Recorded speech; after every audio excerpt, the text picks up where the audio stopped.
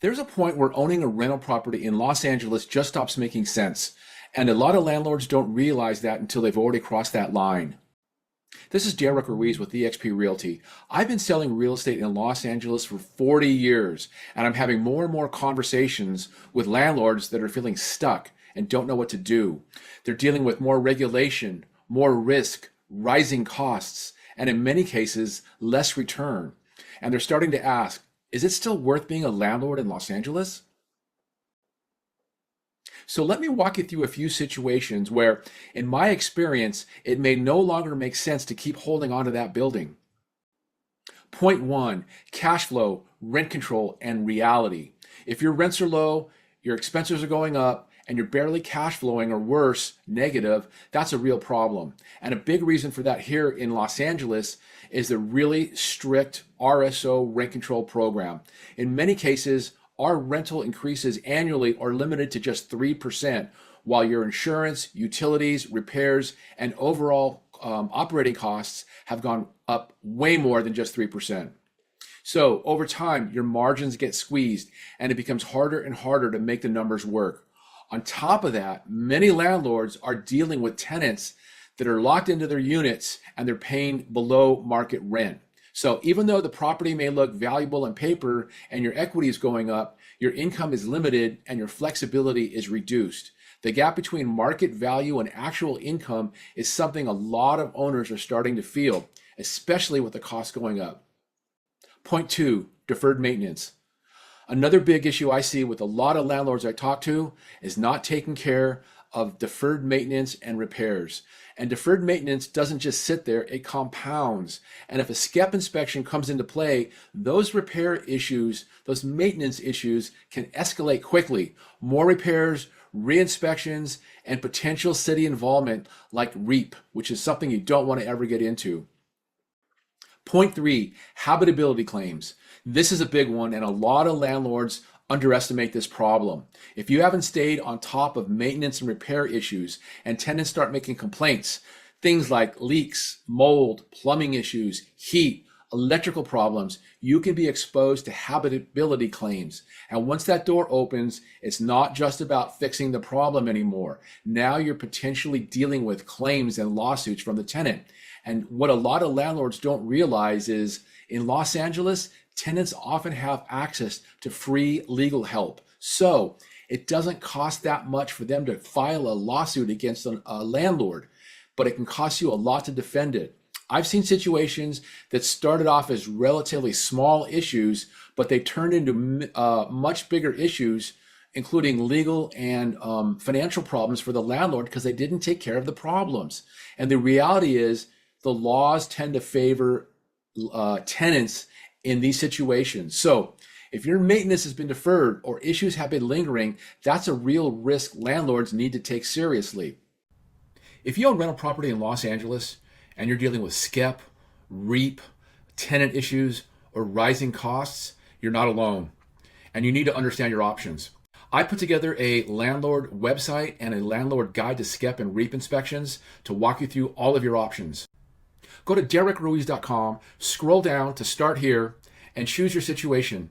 Whether you want to sell an apartment building, you're dealing with SCEP inspections, REAP violations, you want to know about tenant laws and evictions, you want to know more about insurance and rising costs and what you can do, how to avoid habitability and liability risk. If you want to know more about the Section 8 lawsuits and stuff that's happening, go here.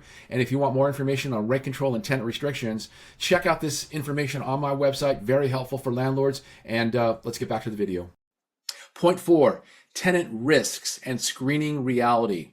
Another challenge I see today, it's getting harder and harder to find good tenants. And if you don't vet properly at the beginning, you can end up with serious problems by choosing the wrong tenant. I'm talking about not paying rent, lease violations, damage to the property, and situations that can turn into eviction or legal issues. And in Los Angeles, once you're in that situation, it's not quick or easy to resolve. So one bad tenant decision can create months or years of stress and financial impact. So you gotta properly vet your potential tenant to make sure they're not a serial lawsuit filer against landlords, and you gotta protect yourself. Point five, insurance and rising costs. Then you've got insurance, which has become a major issue for landlords here in California. I've seen all kinds of the major insurance providers like State Farm and Farmers pull out of the state. Other carriers tighten their underwriting, and they also stop writing certain types of properties altogether.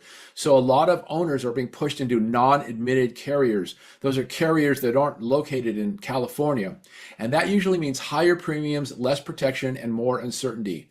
And if you own an older building, you may be required to upgrade things like your electrical panels just to qualify for coverage. Those upgrades can be expensive, and they're not optional if you want to be insured.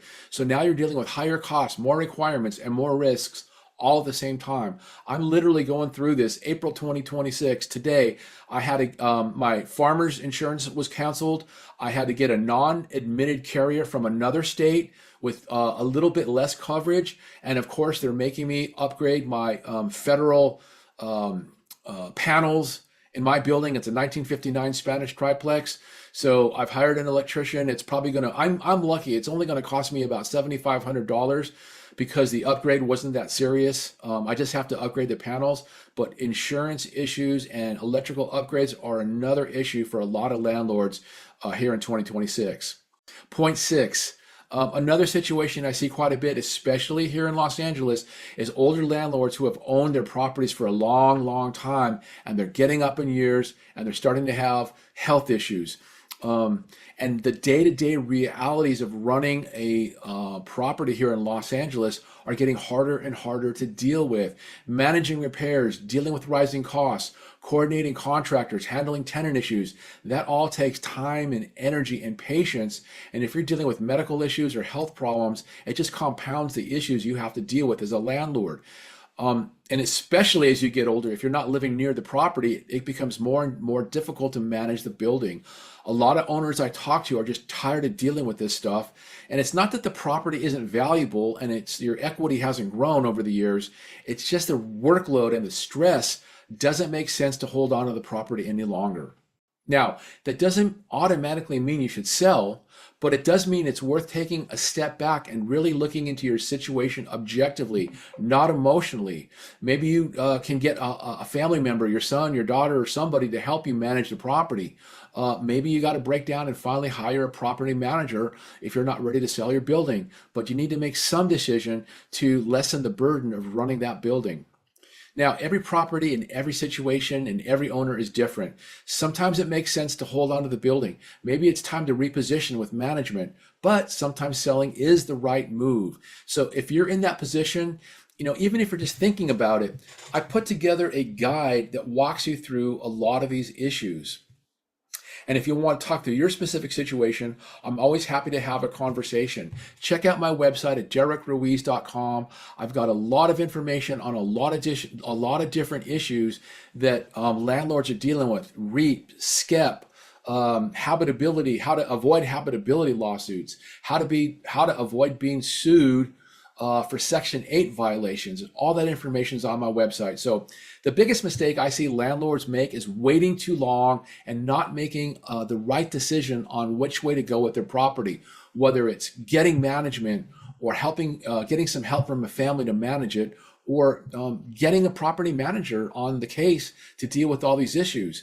So the earlier you understand where you stand, the better decisions you can make. So if you want to talk to your specific situation, I'm always happy to have a confidential conversation about what's going on with your building, your life, your situation.